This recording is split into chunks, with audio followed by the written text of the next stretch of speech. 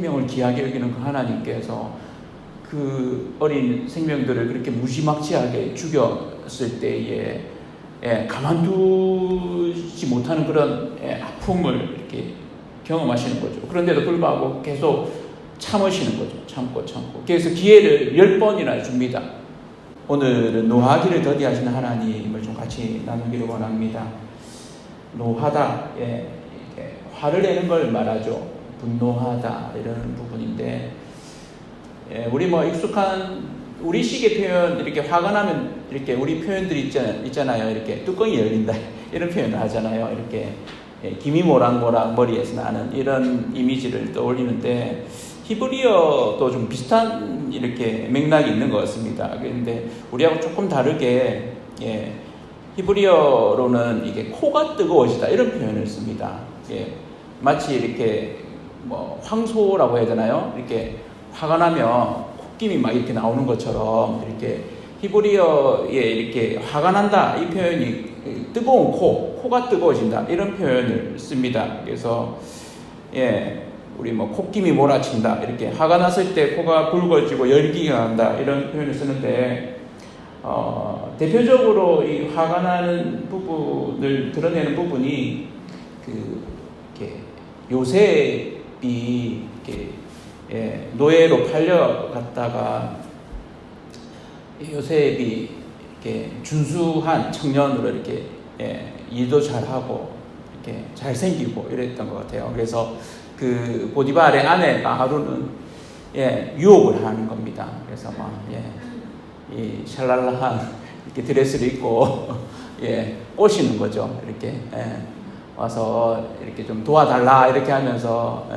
커튼 치는 거 좀 도와달라 이러고 짐 옮기는 거 도와달라 이렇게 하면서 일만 도와주고 쌩하니 나가니까 옷깃을 잡으니까 그 옷을 버려두고 이렇게 가니까 막 으악 이렇게 하면서 이렇게 해가지고 오히려 이 요셉이 나를 겁탈하려고 했다 이렇게 하는 이 일이 있을 때, 그 애굽 왕의 경호대장인 보디발이 돌아와서 이 상황을 보고는 창세기 39장 19절에 이렇게 얘기합니다. 한번 들어보십시오. 그의 주인이 자기 아내가 자기에게 이르기를 당신의 종이 내게 이같이 행하였다 하는 말을 듣고 심히 노한지라 이렇게 나옵니다. 그래서 이 심히 노한지라 이렇게 코가 뜨거워졌다 이렇게 히브리어로 그렇게 되어집니다. 그래서 코에 열이 나는 이런 부분을 표현할 때 노한다 이렇게 하는데, 반대로 또 노하기를 더디한다 이런 표현도 있습니다.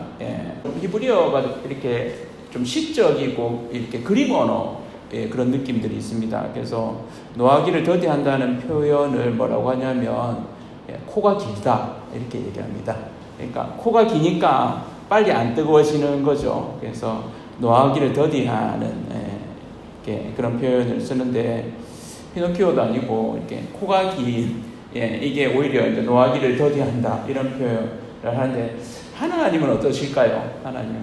하나님에 대해서는 코가 없다 이렇게 좀 이야기를 합니다. 그래서 하나님이 화를 내실 때는 어떠실까라고 이야기할 때, 이 분노하라고 할 때 이 분노라는 게 이렇게 악한 분노가 있고 선한 분노가 있다고 이렇게 좀 구분을 합니다. 그래서 감정적으로 우리가 이렇게 악한 분노, 그래서 우리 감정에 못 이겨서 막 이렇게 화를 내는 부분이 있는가 하면 정의가 실현되지 않는 것에 대해서 우리가 이렇게 선한 분노가 있다. 그래서 의분이라고 이렇게 표현하기도 하죠. 하나님이 화를 내시는 장면을 이렇게 뭐라고 하냐면 정의 혹은 공의라고 이야기합니다. 그러니까 정의를 이루어 가신다 이렇게 이야기를 하죠. 이 정의를 이루어 가시는 하나님의 이렇게 분노, 노는 조금 다릅니다. 그것이 아주 잘 드러나는 성경의 부분은 뭐냐면, 바로 왕이 이렇게 굉장히 좀 악랄하잖아요. 이렇게 이스라엘 백성 노예의 숫자가 너무 많아지니까 겁을 먹은 겁니다. 이러다가는 오히려 이들에 의해서 우리가 이렇게 잠식이 되겠다.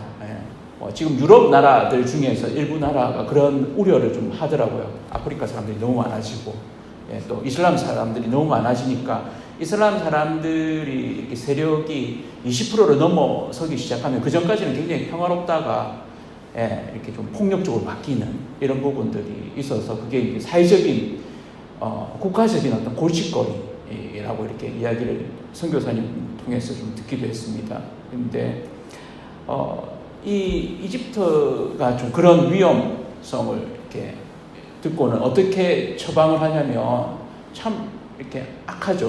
그러니까 어린애기를 다 죽여라 이렇게 반응합니다. 특별히 이제 남자 어린애기가 태어나면 다 죽여라 이렇게 얘기했으니까 이렇게 몰상식하고 비인격적인, 그래서 아기를 다 죽이는 이 일들이 실제로 이렇게 벌어진 거죠.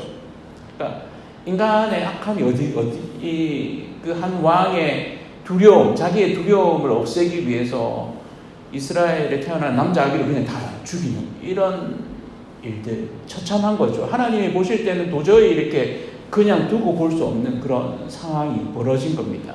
그러한 하나님의 반응이 결국 이 어떤 인간의 악의 처절함, 또 죄의 악랄함, 이런 부분들이 이 당시로 따지면 사실은 최고의 국가 아닙니까?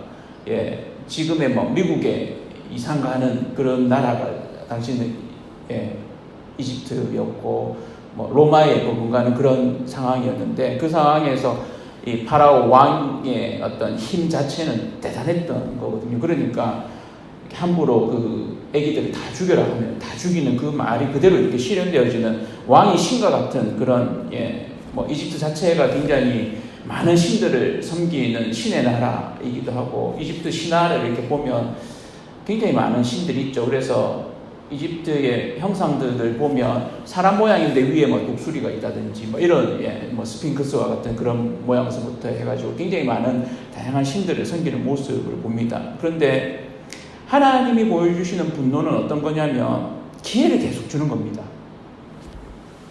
이스라엘 백성을 내보내달라 이렇게 해가지고 처음에 나일강이 피로 개구리가 생기고 이가 생기고 파리가 생기고 메뚜기가 생기고 온열 전염병이 생기고 우박이 내리고 나중에는 흑암이 생기고, 심지어는 그들이 최고의 신이라고 여기는 태양이 사라지는 이 흑암 이후에 장자, 그러니까 왕의 아들이 죽는 이런 일까지 이렇게 생길 때마다 왕이 마음을 바꿔서 가라 이렇게 했다가 다시 또 이렇게 안 돌려보내는 이 일이 10번에 걸쳐서 있는 이 과정은 사실은 이들한테 이렇게 보여주는 하나하나 이들이 숭배하는 신들에 대한 이렇게 일종의 도장 깨기입니다.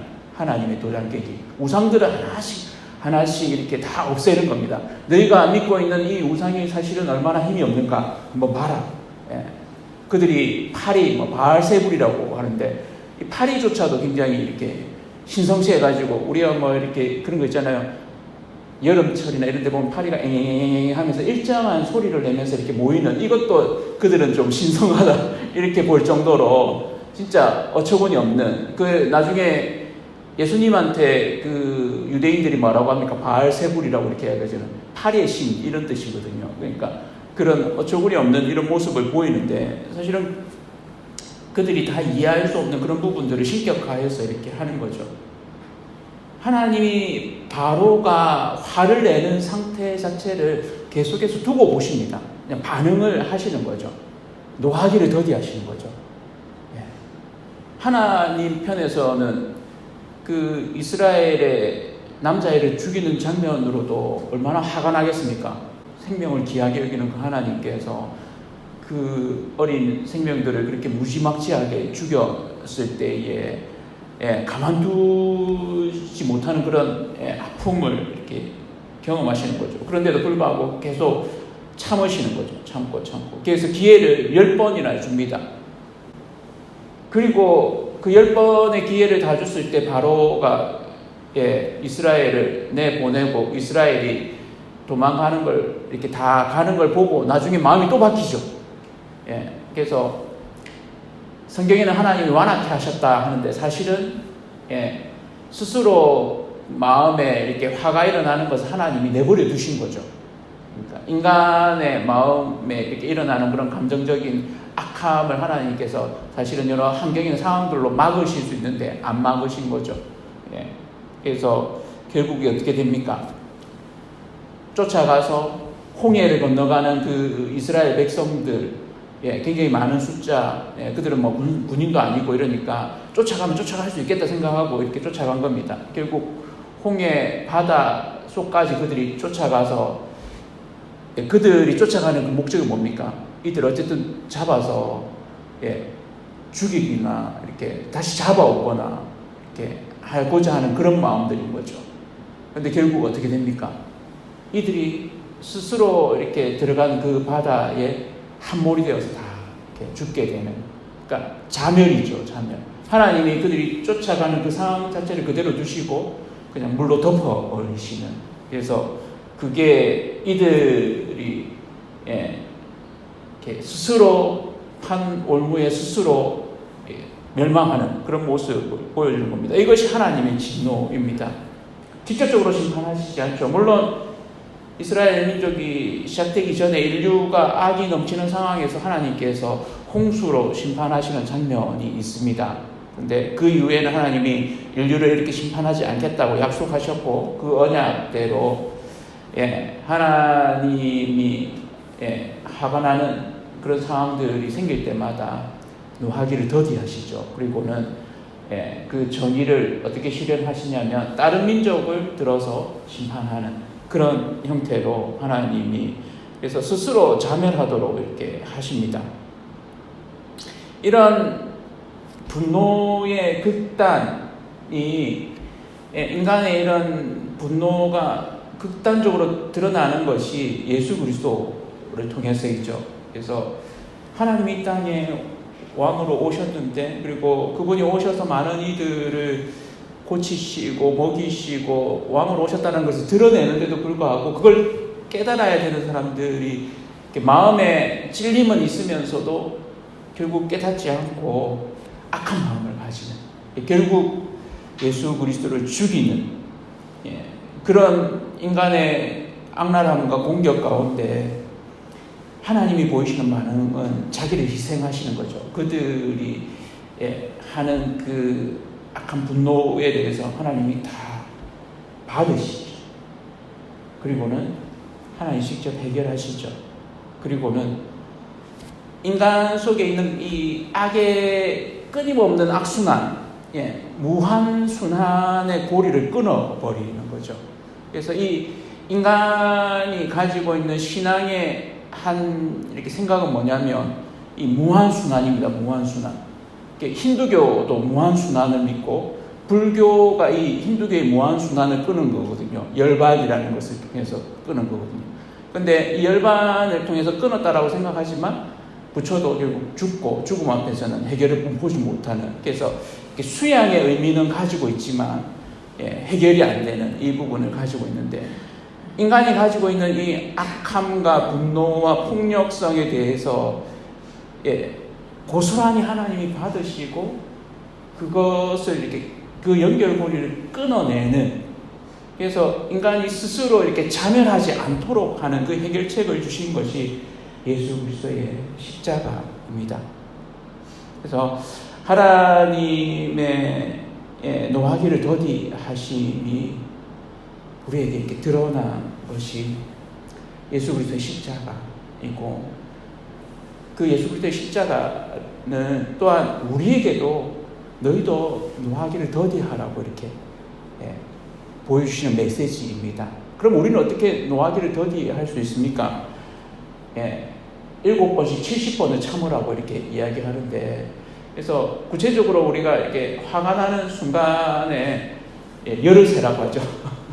예, 못해도 셋을 세라고 이렇게 이야기하는데, 그것만 해도 사실은 우리가 좀 마음이 가라앉죠.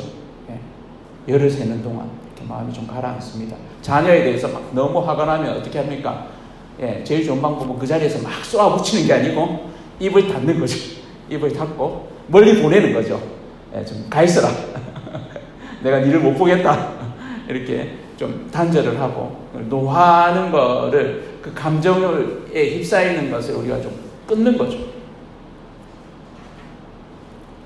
그거에 이렇게 더 나아갈 수 있는 거는, 우리가 하나님 앞에서 하나님이 화를 그렇게 낼 수 있는 상황들을 용서하셨다는 겁니다. 그 용서의 정도가 이렇게 7번에 70번을 넘어서는 우리가 셀 수 없는 1만 달란트, 그 당시의 비용으로는 한 국가가 낼 수 있는 1년의 세금보다 더 많은 그런 정도입니다. 그래서 대략 계산하면 6조 정도가 되는, 한 사람이 6조를 이렇게 빚질 수 있습니까? 없죠. 진짜 특별한 경우가 아니고는 그럴 수 없죠. 그 정도의 우리가 은혜를 입었다라는 겁니다. 1만 달란트를 하나님이 탕감해 주시는 우리의 그 은혜에 대해서 우리가 생각하면, 하나님이 노하기를 얼마나 더디하시는가. 그 하나님 앞에 결국 우리가 이 하나님의 노하기를 더디하심을, 또 이 땅의 이 악의 악순환을 끊을 수 있는 유일한 한 가지 방법은 예수 그리스도가 했던 그 방법을 우리가 이어받는 겁니다. 십자가에서 죽으심으로 그 연결고리를 끊는 것처럼 우리 마음에, 우리 상황 가운데 내 감정이 올라올 때가 있죠. 코에 열이 나는 것처럼 뚜껑이 열리는 그런 상황들이 있죠. 그럴 때 내가 죽어질 때, 내 감정이 사라질 때, 입을 다물 때, 그 상황을 끊어낼 때, 그때 그 악순환이 끊어집니다. 예수 그리스도의 자기 희생, 예수 그리스도의 그 십자가가 우리 삶 가운데서도 동일한 은혜로 우리에게 임하기를 축복합니다. 그럴 때 우리 삶 역시도 인간적인 감정으로는 화가 부릴듯이 일어나고 코가 뜨거워지고 뚜껑이 열리는 그런 상황들이 생길 수 있는데, 그런 상황이 생겼을 때 예수 그리스도는 어떻게 하셨는가? 예수 그리스도는 인간이셨기 때문에 그 3년 동안 쫓아다니던 제자들이 다 배신하고 가버리고, 심지어는 가장 자신만만했던 베드로도 눈을 마주치면서 절대 모른다고 이렇게 맹세하면서 예수님에 대해서 3번씩이나 이렇게 했을 때, 예수님은 알고 계셨기 때문에 대비를 다 하셨음에도 불구하고 그것 가운데서도 노하기를 더디하시고 참으시고 결국에는 그 악순환의 고리를 끊는 그 하나님의 반응이 우리의 반응 되기를 원합니다. 이 시간 함께 좀 기도하기를 원합니다. 기도하실 때 노하기를 더디하시는 그 하나님으로 인해서 이 땅에 새로운 길이 열리게 되었습니다. 이 땅 누구도 이런 새로운 길을 열지 못했습니다. 그러나 그 악순환의 고리를 끊으셨던 그 예수 그리스도를 닮아가는 우리들 되기를 원합니다. 하나님, 내가 노하기를 더디하는 자, 고난에 대해서는 인내하지만 우리가 잘못에 대해서는 오래 참는다고 이렇게 말씀을 나눴었는데, 주님, 우리가 오래 참는 자, 하나님을 닮아서 노하기를 더디하는 자, 내 감정이 자기 희생을 통해서 오히려 예수 그리스도를 닮아가는 자 되게 해주십시오. 우리 잠잠히 주님 앞에 자신을 돌아보면서 기도하는 시간 갖겠습니다.